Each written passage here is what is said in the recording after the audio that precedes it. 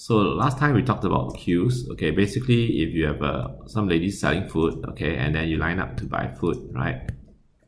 Then this thing here is a queue, right? So this one at the head is called the head of the queue, and this is called the tail, right? And this is a fivefold data structure, right? Which means that first in, first out.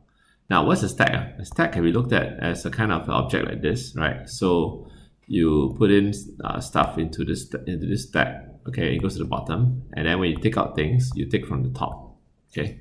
So a stack is also known as a LIFO data structure, right? LIFO means last in, first out. Okay, so today we need to implement a stack. Okay, we can create a stack. Okay, we can check what's empty. We want to clear the stack. Okay, empty everything. We want to pick the top element of the stack. We want to push something into the stack.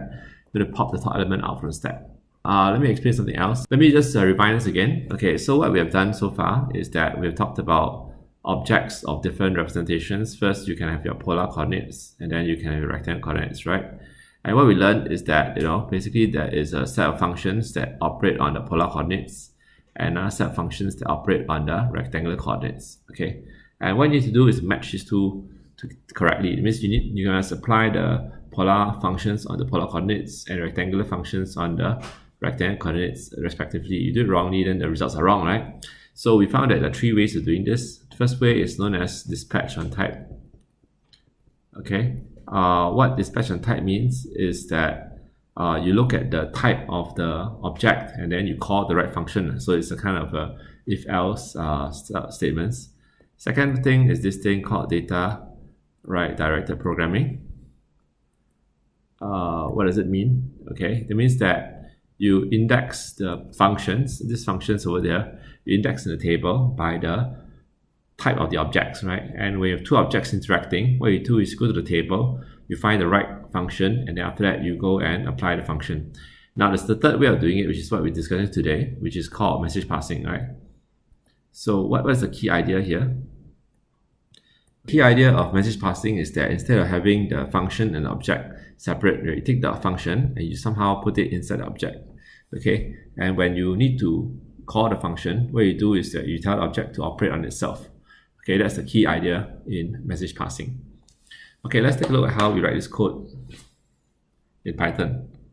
All right, let's take a look at how we will implement the stack, right? So first of all, we want to do this in message passing style. So if you look at this code here, right, your S is calling some function, right? So essentially, the stack is some kind of a function. So let's define a helper, okay? And we need to return the helper, right? Okay, so what do we do next? Okay, now look at it. Basically, depending on the operation, we need to do different things, right? So if op equals to is empty, okay, we do something. Otherwise, else if it's push, do something. Okay, otherwise there's pop. Right, and there's peak, and finally there's clear, right?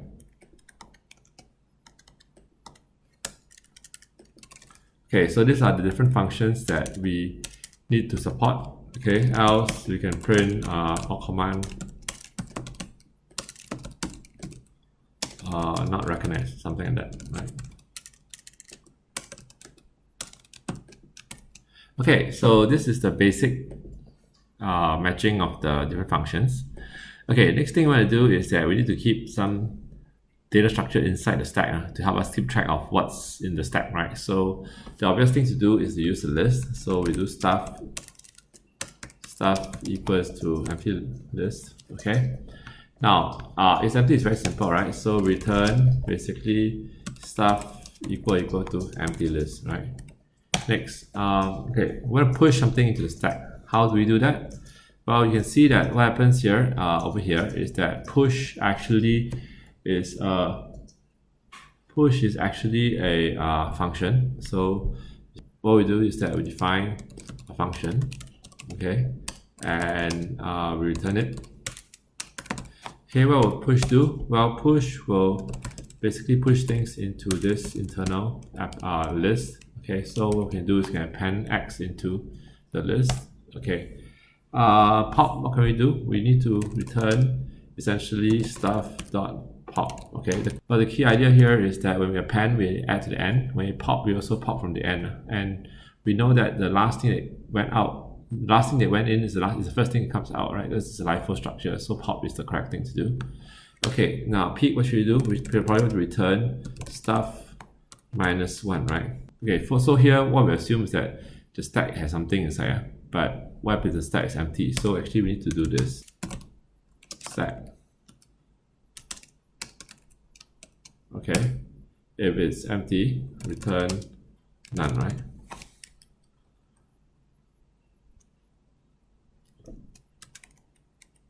Similarly, we need to also deal with the same thing when you do peek. Okay, next clear, we just do stuff.clear. Okay, that's about it. Okay, let's take a look. When we run this, what happens? Okay, you get true, 2, 2, 1, none. Okay, why is that so? Basically what happens is that first we create an empty stack. Right, then after that, what you did is that we pushed in 1, pushed in 2. So 1 is at the bottom, 2 is on top. When you take a peek, you see 2 on top. Okay, when you pop, take out the 2. When you pop, take out the 1. And then when you pop the last time, use empty stack. So you get none. Okay, so this is correct. Now, one thing we realize here is that this pushing is kind of annoying, right? Because it's push and then 1. Okay, let's say I want to have a simpler kind of format, which is 1 and 2, instead of having to return a kind of a function, right? What can I do? Okay, let's take a look at how we'll fix this code. Okay, now in order to do this, okay, we realize that we can try something like this, right?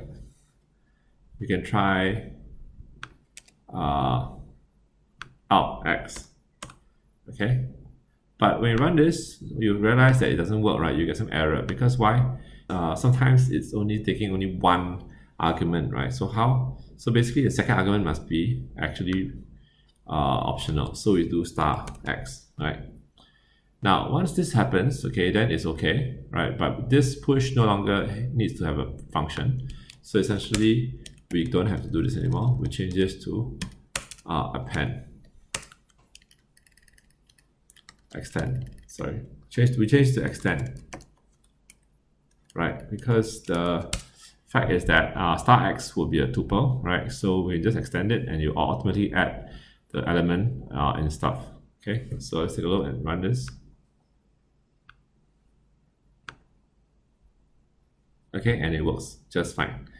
Okay, next we need to write a function called pushAll that takes a stack and a sequence and pushes all the elements of the sequence onto the stack, and it should return the stack. So how do we do this? Define pushAll stack and sequence. Okay, so for E in sequence, what do? We push, right? So ash push E into the stack and then you return the stack. Okay, it's very quick, simple. Okay, in question 4, what we do is this. We do a pop all. Pop all does what? Pop all takes a stack. Okay, pops all the elements until it becomes empty and returns an output list. Okay, so define pop all. Okay, stack. Okay, so result equals to empty. Okay, what we do is while not s is empty, so as long as the stack is not empty, we do what? Result dot append s. Okay, pop. Okay, return result. Okay, now what does pop all and push all allow us to do? Okay, so we have the following observation. Suppose you have a list, okay, 1, 2, 3, 4, 5, and you push everything into a stack. Then you pop it out. Okay, what do we get? Let's take a look.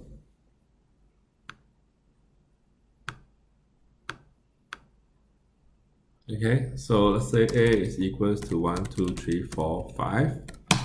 Okay, suppose we do S equals to make stack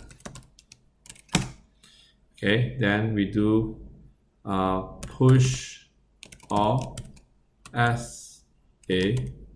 Okay, what this will do is that it will push all of A to a stack and return your S as a stack. Then we can do a pop all, okay, for the return stack.